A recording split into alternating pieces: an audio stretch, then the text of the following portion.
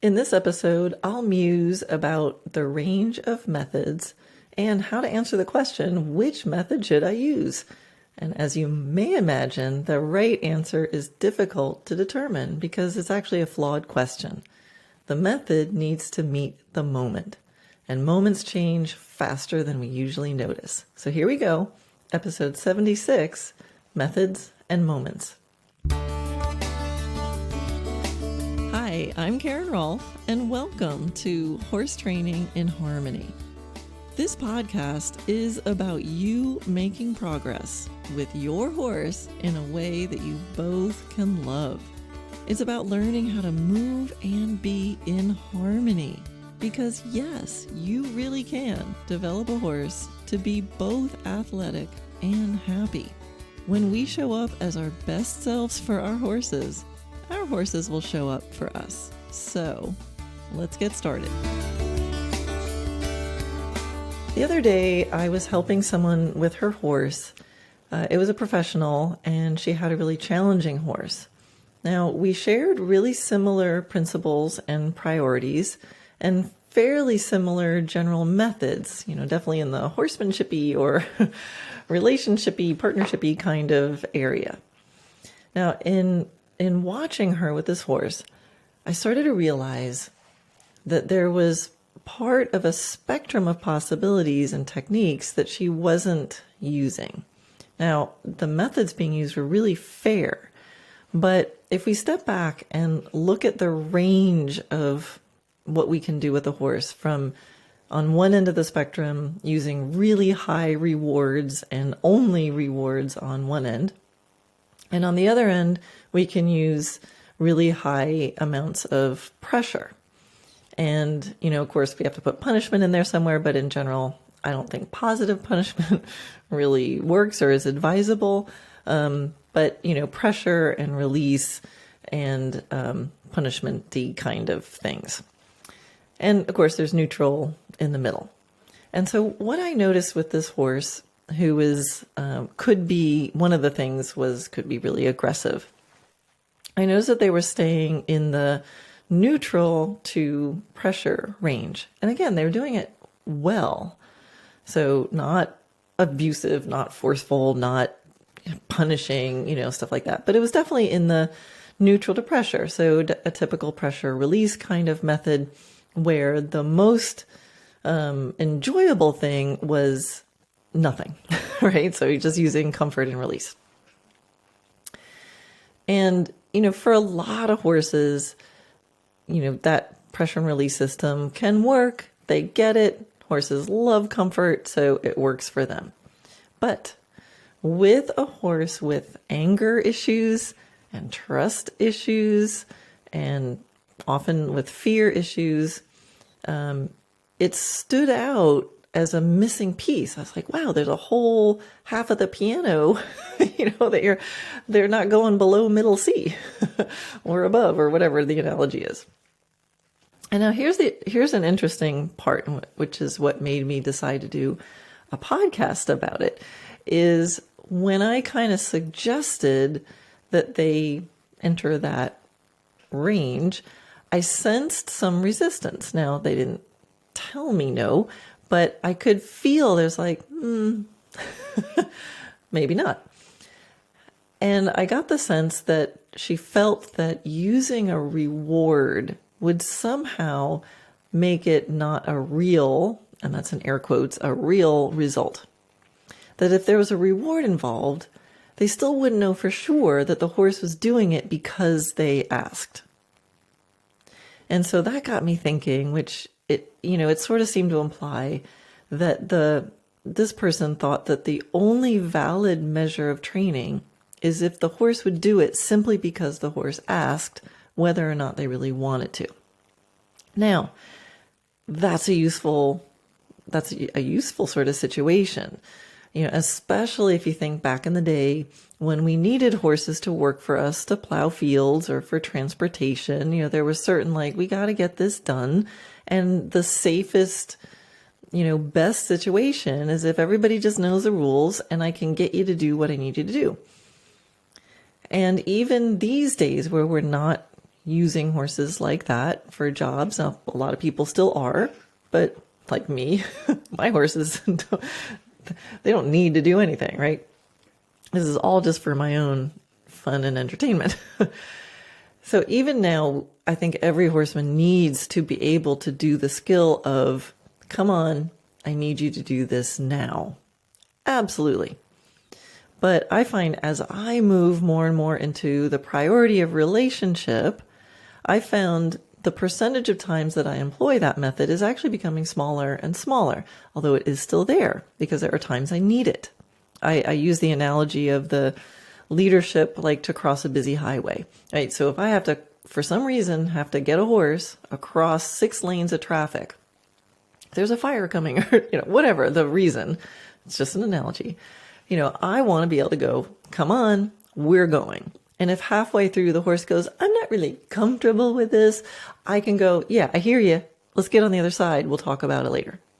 All right. So there still is a very relationshipy, partnershipy, for the love of the horse reason to be able to control things. And so I need it because I asked. That's why. So, but again, I find I use it less and less and less. Now, once I got home and I was trying to think about this, like, oh, that's really interesting that there wasn't this openness to exploring ranges of, from neutral, how can I help my horse feel even better and even more motivated and even more well paid? I was like, that's really interesting. And so I was kind of tracing back the conversation.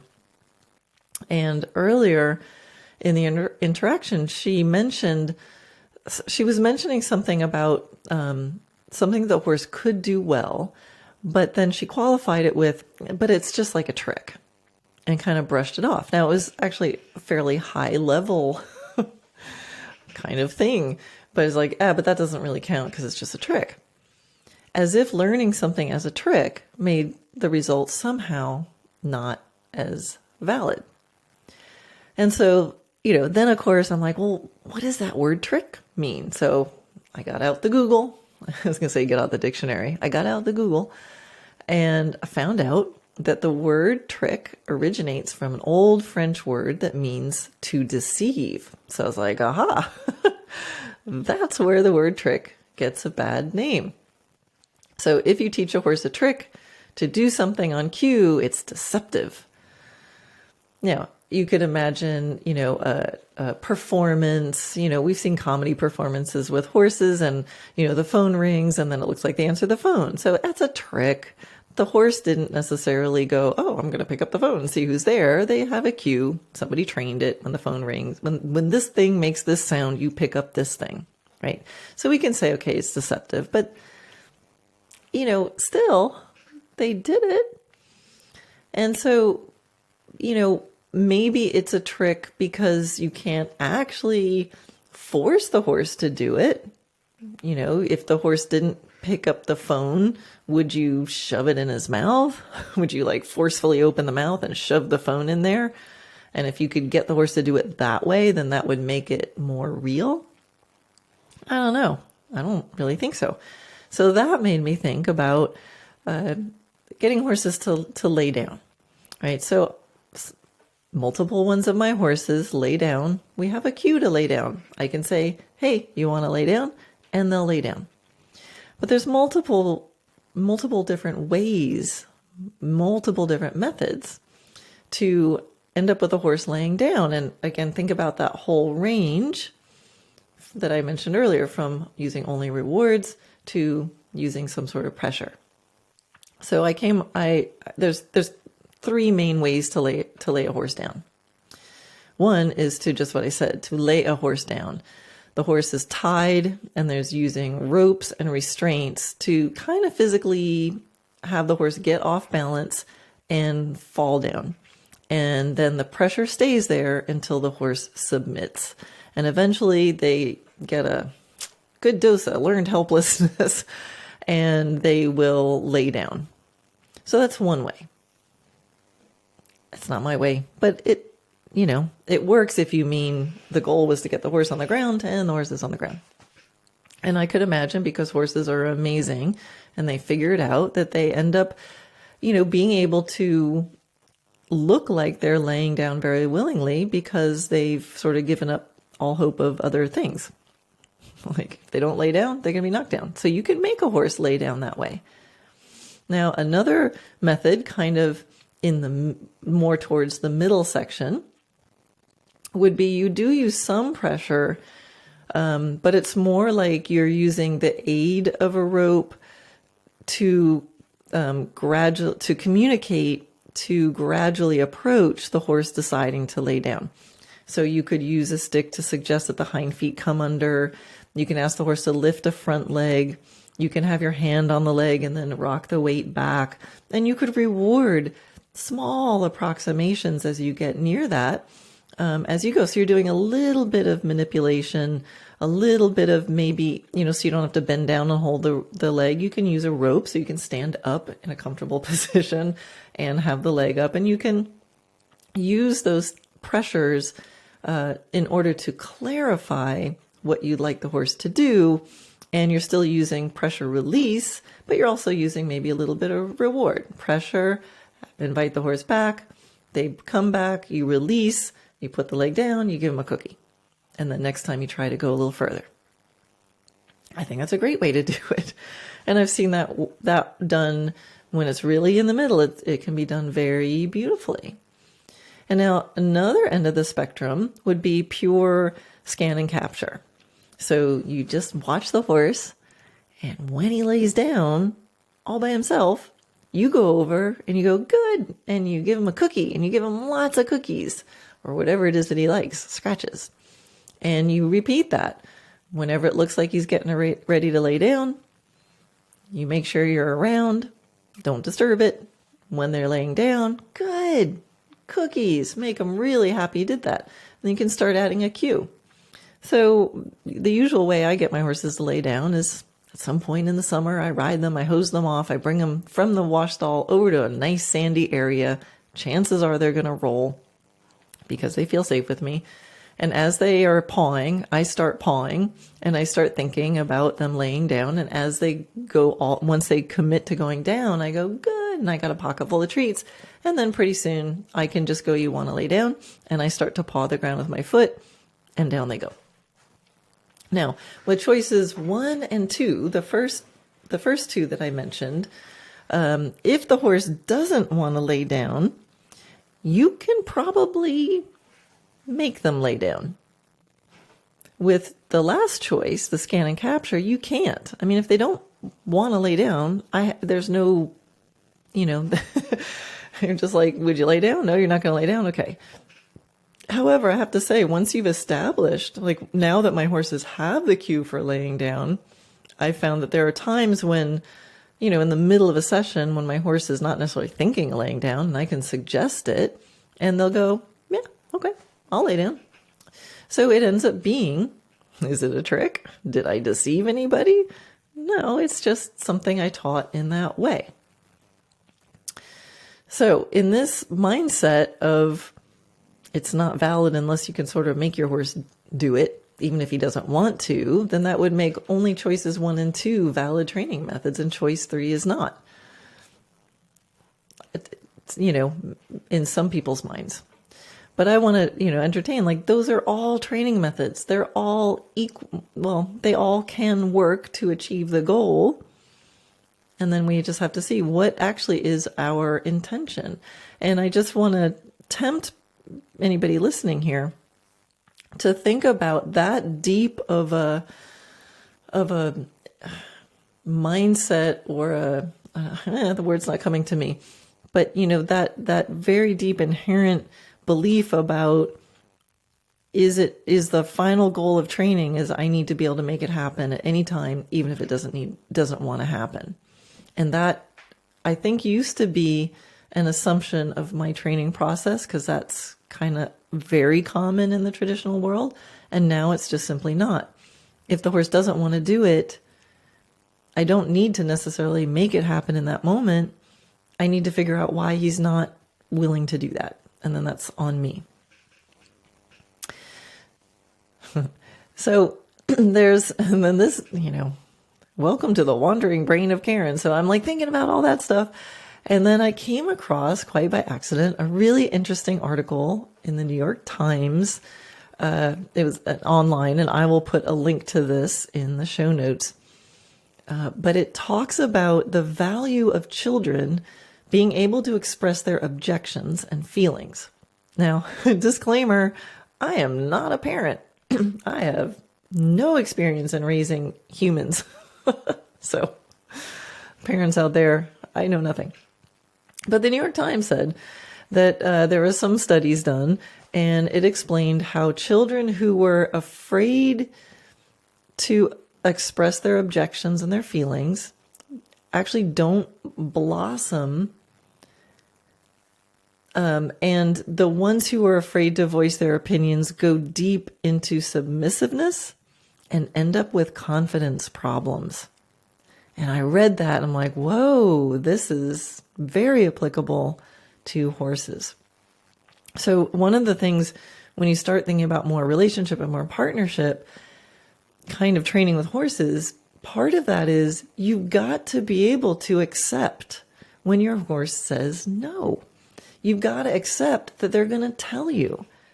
Because if you're saying you're training based in partnership, but your horse is not able to say no without it being and have it be not okay, if they do say no, that means the training's not working, you're kind of stuck. You're not really in partnership. So in partnership is if one day my horse comes out and goes, no, heck no, then that's not a submissiveness problem. It's thank you for telling me, hey, I wonder what's going on. You don't feel like laying down today? I wonder why not. How can I motivate you to do it? How can I be clearer? Not, I need to get you to lay down. Does that make sense? I hope so. So anyway, super interesting article. I will definitely link it in the show notes. Okay, so now back to the definition of the word trick. Because I didn't really like that definition of to deceive.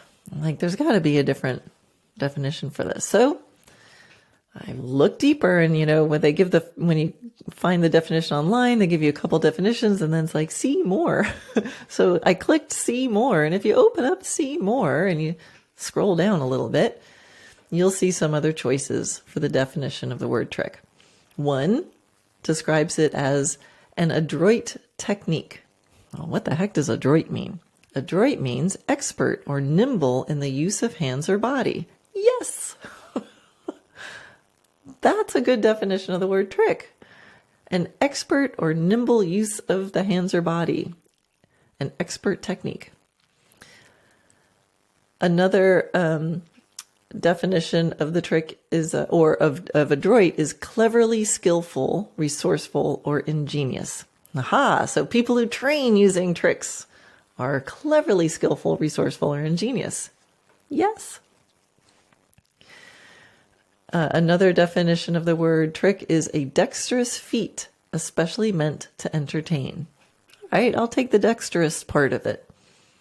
And another definition is the art or knack of doing something skillfully. Yes, nothing wrong with that. I'll take it. So it's also interesting, the part about the entertainment. It's like, oh, well, if it's just entertainment, it's not seen as important as, something that was a hard training process. It's not valid unless it was a hard training process and you did the hero's journey and you came out the other end and the horse is like, okay, I'll do it. How about they doing it because they think it's fun and they're well paid? So with this person that I was helping, again, looking at the conversation and then in the moment, as I was giving some suggestions about what she could do, I realized that the real resistance was actually in the use of reward, especially food rewards. So instead of using comfort, release, doing nothing as a reward, then, to actually give a scratch or a cookie or whatever the horse wants, like a little liberty or gallop or, whatever it was. And that this person was actually connecting the food, the reward as a bribe. So what she said was, I wanted to make, how am I going to know if I'm giving rewards? How am I going to know if the horse is really doing it for me or if they're just doing it to get the treats? Interesting. And it's kind of like a boss saying they don't want to pay their employees because he wants to make sure that they really want to be there. It's kind of crazy. So what I explained was there is a difference between rewarding and luring or baiting, right? So there's a difference between after you do the thing, I'm going to pay you for it. It's going to work out really well for you, or holding a bucket and going, come on, come on, come on, come on, come on, I'm luring.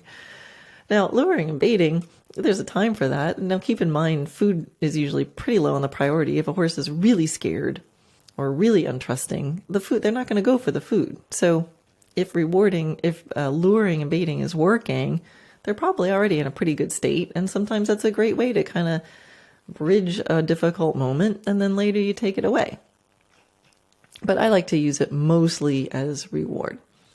And then that got me thinking. I was thinking this whole idea of no, I want to make sure they're doing it just because they want to do it. And I don't want to pay them because then I'll never know if they really want to do it. Interesting.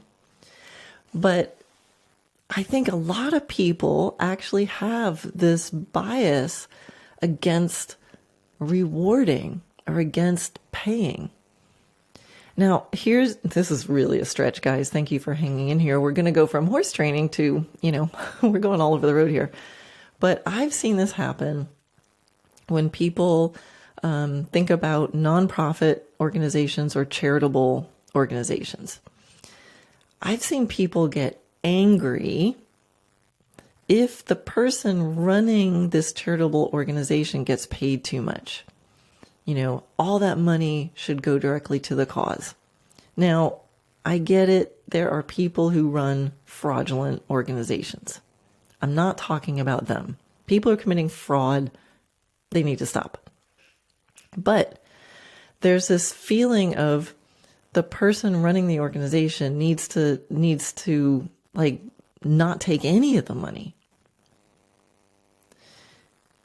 But if the person running this organization can't survive on it, how are they going to keep doing it? Why should the one person who spearheads something that's helping others have to suffer to prove themselves? If they can't sustain it, how are they going to be able to help more people?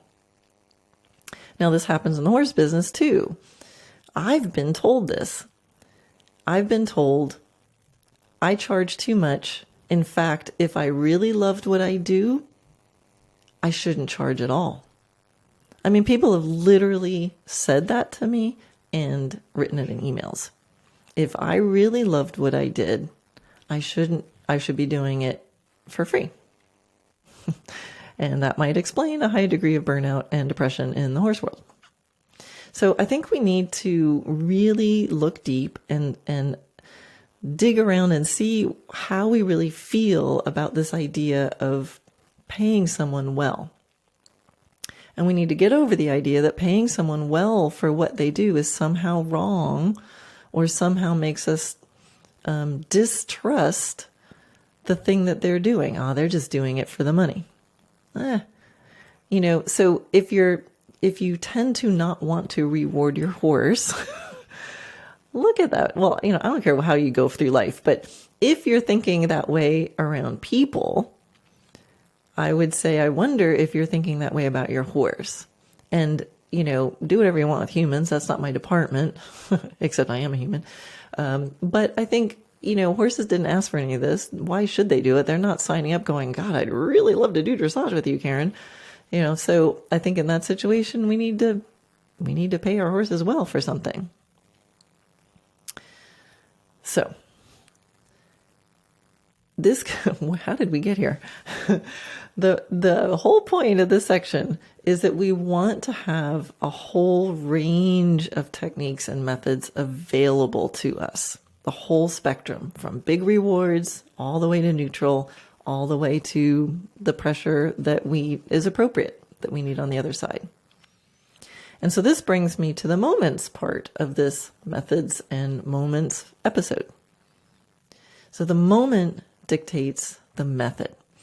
And so a question that I often get from students is about how they should be and what methods they should use. So as an example, recently someone posted in one of my Facebook groups, they said, it's difficult to choose what to work on or how to work on it.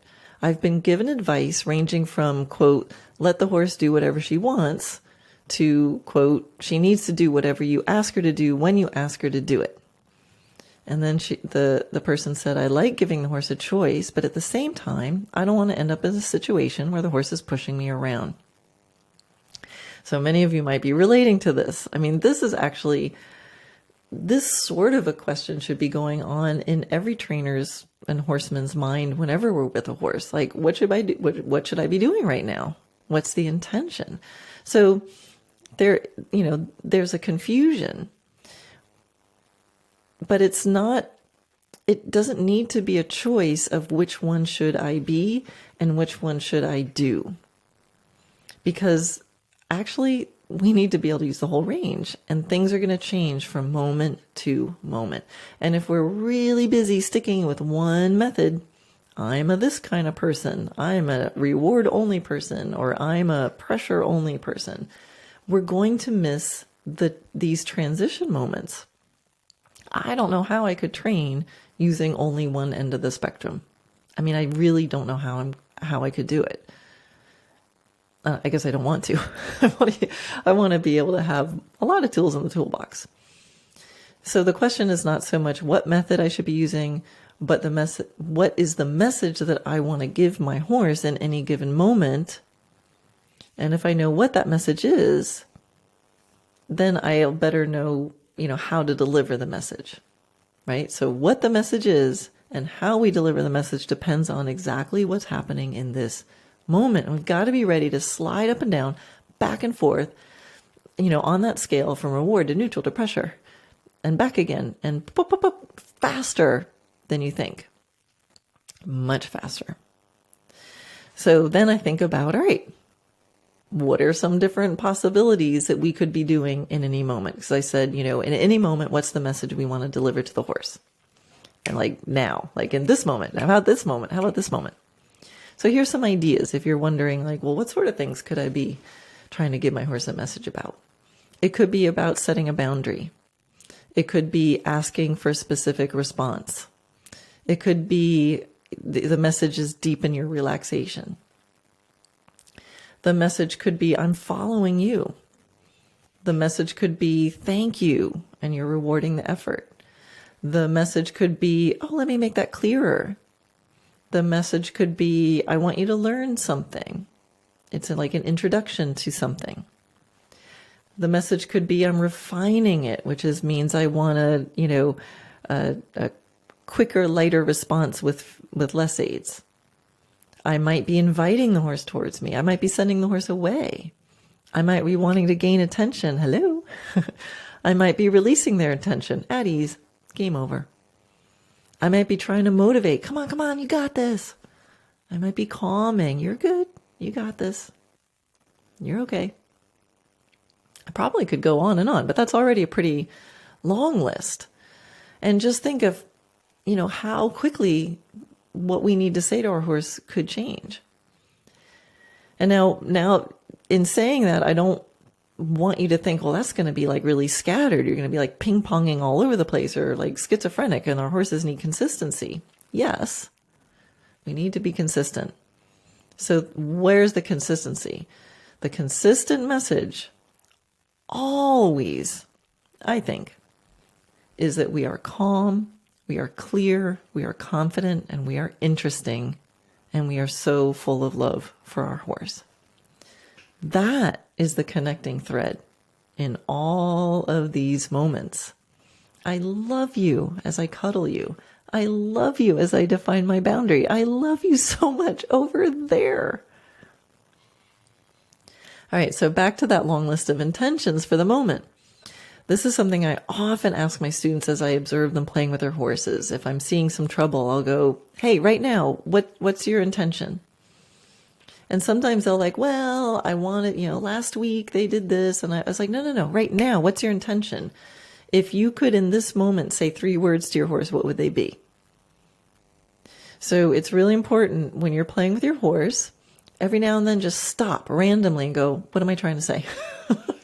If your horse is asking you, what's the message? It's a great exercise. The message needs to be a few words. It might be even one word. No more than 5 or 6 words. Now, to give you an example, for those of you in the video classroom, there's a short video of me doing moving massage technique. It's a technique I do where we massage a horse while we're moving. And I'm doing it on my new filly. It's November 2021. It's called Foundation, or no, actually it's called Moving Massage with Cora. And she's really interesting because she can be really defensive about being touched on her head and her neck area. And so in that video, I'm doing this technique, which is a very soft, very deepening relaxation kind of technique. The whole intention of the technique is, oh, I found some tension. You can relax and you can let it go and you can trust me. It's all very, very much full of love. But you'll see me needing to change my intention very rapidly. And I'm narrating the whole time while I'm doing this. So I'm like, oh, here's some tension. You can relax. And the next thing I know, she's like swinging around trying to bite my thigh. And I'm like, block, block intention, boundary intention, send her away intention, back to deep relax. And it's like fast, really fast. She'll push into me. She'll back off. And then she'll be like releasing and snorting and blowing. So I think just to give you a little bit of an idea of what I mean about bouncing between these moments and what technique you're using, I think that's a really good indication. So again, that's November 2021 in the video classroom. You can get to it by going to dressagenaturally.net/classroom and look up November 2001, Moving Massage with Cora. So if in that moment, if I had only stayed in, relaxation and calm, she would have knocked me off my feet a couple times and bit my thigh. If I only stayed in the pressure, get away from me, respect my boundaries mode, I don't think I would have gotten her trust to deepen her relaxation. So, to bounce from moment to moment, split second to split second. And again, the whole time, the theme is calm, clear, confident, interesting, and full of love. So we can flow moment by moment. Now, another example that occurred to me was this morning. I brought a horse in to groom and to tack them up. And normally when I'm kind of in efficiency mode, I come in, put them in the grooming stall, clip on the cross ties just to make my life easier. But this morning, I just closed the ends of the aisle and I let my horse wander around while I groomed him. Now, sometimes he's walking off while I'm currying him and I'm just following him. Sometimes he stood still, but so was he getting away with something? Was I letting him push me around? Was he being disobedient? Actually, no. Because in that moment, that was my intention. You can do whatever you want in the barn. I'll follow you, and I'm just going to groom you while you do whatever you want in the barn. Now, so he was being perfect. Now, the reason I can do that and it's not going to create bad habits is because I know, because I practiced and I test this, that I know in any moment I could ask my horse to stop or to move or to hold in a certain place. In fact, when I turned around to put the brushes away and I look up and his whole front half is in the tack room. He had opened the door and it was halfway in the tack room and I went, ovation. And he backed himself up, right? So, what I allow, I know I can allow because I have things in place that I know can keep him safe and keep me safe. So my intention in those moments was to release his attention and follow him. So the method I used was perfect for that. I let him alone.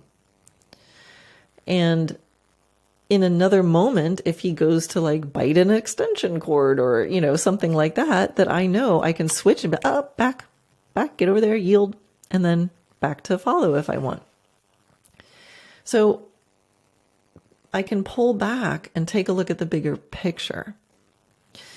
And when you start doing techniques like what I was just describing of like allowing your horse to do stuff, then I also need to pull back and say, okay, here's all these little moments. I'm enjoying them. We're all having fun. Good for me. Yay. Everybody's having a good time. Now you have to step back and say, what are the consequences of all these choices that I'm making? So is my horse getting easier or harder to handle? Am I making progress or am I backsliding? Right. So let's say, this was Ovation that I brought in the barn and was wandering around while I tacked him up. If I found that when I did ask him to yield, he no longer did, or, I'd ask him to back up and he just zip forward and get out of the way. So I was out of position. Then I'd be like, well, this is kind of dumb.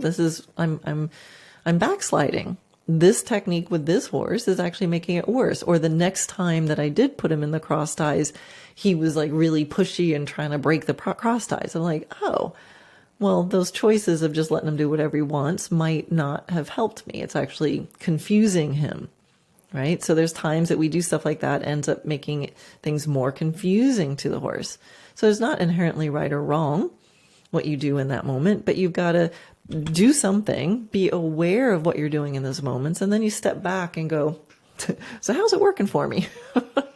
Right? And this is the tricky part again, when you choose a method, and if you choose a method and then you miss if you choose a method, it can work, but sometimes if you pull back, you see the missing pieces. So for example, like that person that I talked about in the beginning, they had very technically good technique. It worked.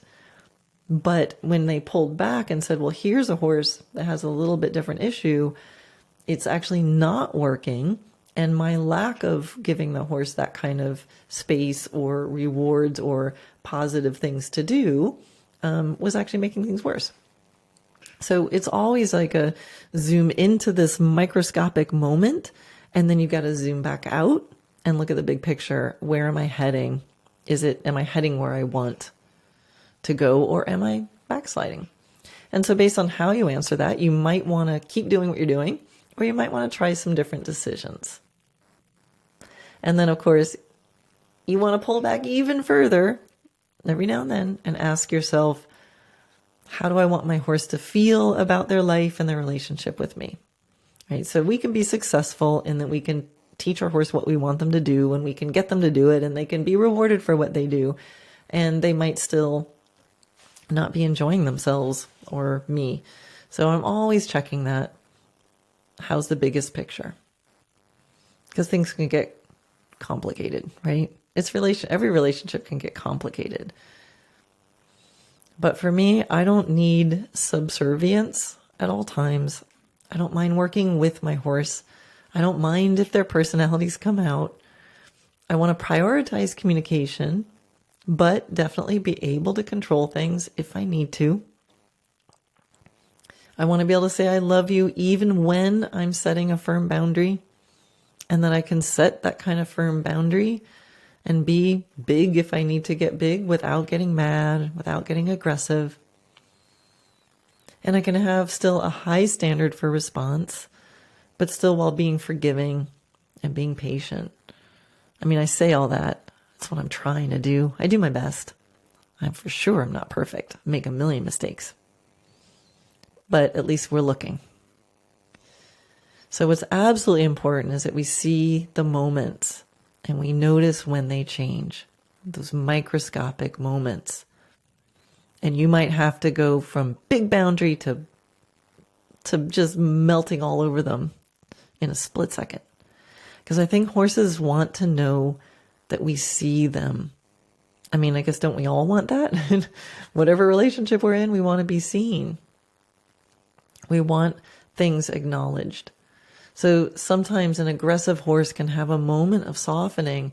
And if we're too set in our need for obedience, that we don't see and acknowledge the softening, we're only going to confirm their need for defensiveness. Sometimes a curious horse can become pushy. If we're too set in our desire to give our horse freedom, that we don't see and acknowledge that the horse keeps going through our boundaries. We'll only be setting them up for a big correction or a dangerous situation later. Clarity is kindness, and structure gives you freedom. So to play with your horse in this way is really an art. There is no one right way for every moment. It's your relationship with your horse, and he's looking at you. So the best thing that we can do is to be present and to know what we want to say in any split-second moment. Then we need to get out of our heads and let our bodies naturally integrate into that intention. If we think too much in that moment, it creates a delay between our intention and our actions. I've learned that when people are under stress, their illustrators, the gestures that people use when they're talking, think of Italians, starts to become out of sync with what they're saying when they're under stress. So it's one way to know when someone's under stress or possibly deceptive. And horses are really attuned to this. When we're out of our moment, when we're in our heads, if we're second guessing and doubting ourselves, then our illustrators, our gestures become out of sync with what we're saying, what our intention is. And that's again why we need to think before we're with our horses, but in the moment we need to feel and be natural and not get too stuck on method. Sometimes saying the sentence out loud really helps. The sentence of your intention. You're okay, or oh, stay over there, whatever it is. And you'll see that I do that in the video with my filly. I mean, I say the sentence out loud a lot for the viewers, but actually, even when the video's not on, I do say it out loud too. It's good to hear what your intention is. All right. Well, that was a lot of stuff. Thank you so much for listening and helping me get all of that stuff out of my brain. I feel better now. So I'm going to wrap it up there. As always, come visit Dressage Naturally Land and let me know what you think.